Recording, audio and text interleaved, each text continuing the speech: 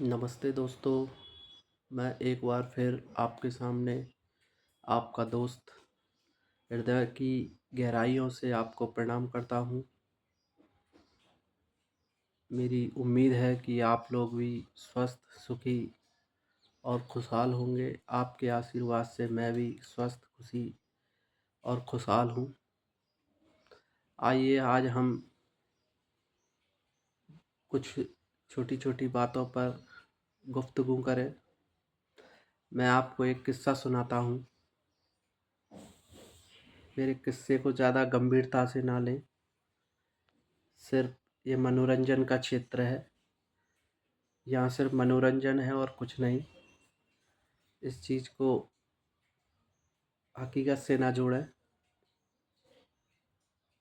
एक सोनी था, स्वर्णकार, अपनी दुकान पर बैठा हुआ था। तो उसके पास एक दिन सोना, जो सोना धातु होती है, वो आई और सोनी से कहने लगी कि हे सोनी, मैं सोना हूँ, मुझ में चमक है, मेरी कोई ओढ़ कर ही नहीं सकता। मेरा रूप अनोखा है, मेरे पर दुनिया मरती है, मेरा कोई वो नहीं तोड़, मैं सबसे महान हूँ।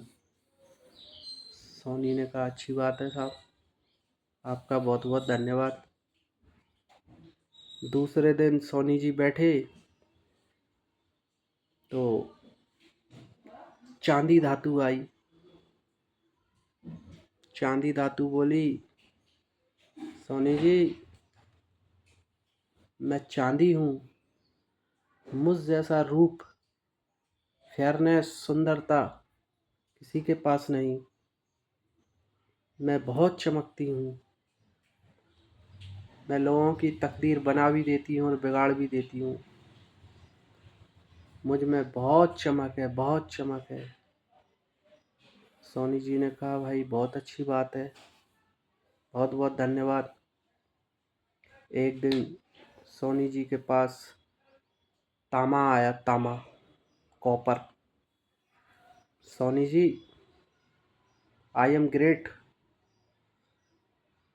मेरे गुण सोने चांदी से कम ना समझना। मैं भी किसी कारण से, किसी वजह से कम नहीं हूँ। मैं महान हूँ, मेरे में भी सुर्खी है, चमक है। आप मेरे को हल्के में ना लेना।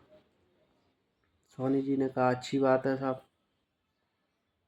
सोनी जी सोच रहे आखिर इन तीनों धातुओं को हो क्या गया। सोनी अपने दोस्त लोहे के पास गया। लोहे से कहा कि भाई, आज तीनों धातुएं मेरे पास आईं और मुझे अपने अपने गुण बखान रही, मैं क्या करूं। तो लोहा सोनी से बोला कि आप एक काम करो, मेरी उन मुलाकात तीनों धातुओं से करवा दो। ठीक है। सोनी जी ने लोहे से तीनों धातुओं की बातचीत करवाई। तो लोहे ने एक ही बात कही, ठीक है भाई, मेरे पास ना रूप है, ना रंग है, ना चमक है, पर हम में कौन महान है, इसकी अग्नि परीक्षा देनी पड़ेगी। तीनों धातुएं अपने घमंड के गुमान पर थी। वो बोली, ठीक है, हो जाए। तो लोहे ने बोला, हमें अग्नि परीक्षा देनी होगी। तो धातुएं बोली, हो जाए। तो तीनों धातुएं, लोहा, नो सॉरी, लोहा तो एक तरफ था, सोना, चांदी, तांबा, वो एक पतीले में बैठ गए, माटी के पतीले में, और लोहा एक माटी के पतीले में बैठ गया। शोले जलाए गए। शोले की अग्नि धधकने लगी, धधकने लगी, धधकने लगी। तापमान 100 डिग्री, 200 डिग्री, सोना, चांदी, तांबा मुस्कुरा रहे थे, उनकी चमक खिल रही थी। लोहा शांति से बैठा रहा। तापमान हुआ 500 डिग्री, 700 डिग्री। अब सोने चांदी और तांबे के आंसू से निकलने लगे थोड़े थोड़े। फिर तापमान हुआ 1000 डिग्री। तीनों का अभिमान ढेर। तीनों एक दूसरे के गले में लगे, भाई बचा, भाई बचा, भाई बचा। तीनों का कोई अपना वजूद नहीं रहा और लोहा अपने पतीले में बैठ गए ध्यान समाधि में। आखिरकार दोनों पतीले माटी के निकाले गए। ना चांदी का कोई वजूद, ना सोने का कोई वजूद, ना तांबे का कोई वजूद। कौन कितने लेवल पर है कोई वजूद नहीं। लोहे ने कहा सोनार से कि मेरे भाइयों को बुलवाओ, न्याई और हथौड़ों को, इनकी जरा मैं हजामत और कर दूं जरा। तो न्याई और हथौड़े ने जैसे ही अपने भाई लोहे की बात सुनी, दैत धनादन, दैत धनादन, दैत धनादन, उन्हें 9 कैरेट का जेवर बना के फेंक दिया। तो भाई जो पहले 24 कैरेट जिसका वो था गुमान, 24 कैरेट जिसका वजूद था, वो 9 कैरेट के वजूद पे आ गया।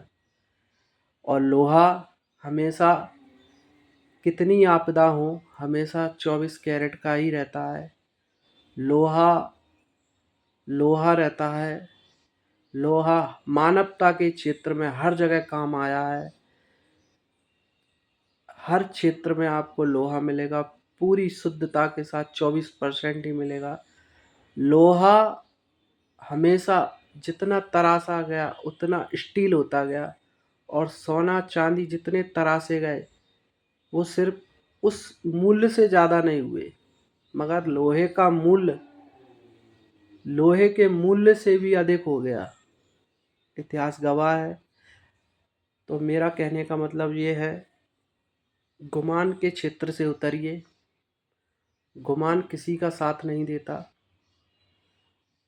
हमेशा अपनी हद को पहचानें, अपने वजूद में रहें। सभी का साथ, सभी का विकास। मेरी एक छोटी सी ये दंत कथा थी जो मैंने स्वयं ने बनाई है। प्यारे साथियों, मैं आपके सिर्फ मनोरंजन के लिए बैठा हूँ। मेरा किसी का दिल दुखाने का कोई भाव नहीं है। इसी के साथ मैं आपका दोस्त जगदीश सोनी फिर मिलूँगा। जय हिंद, जय भारत, वंदे मातरम। Thank you, bye bye.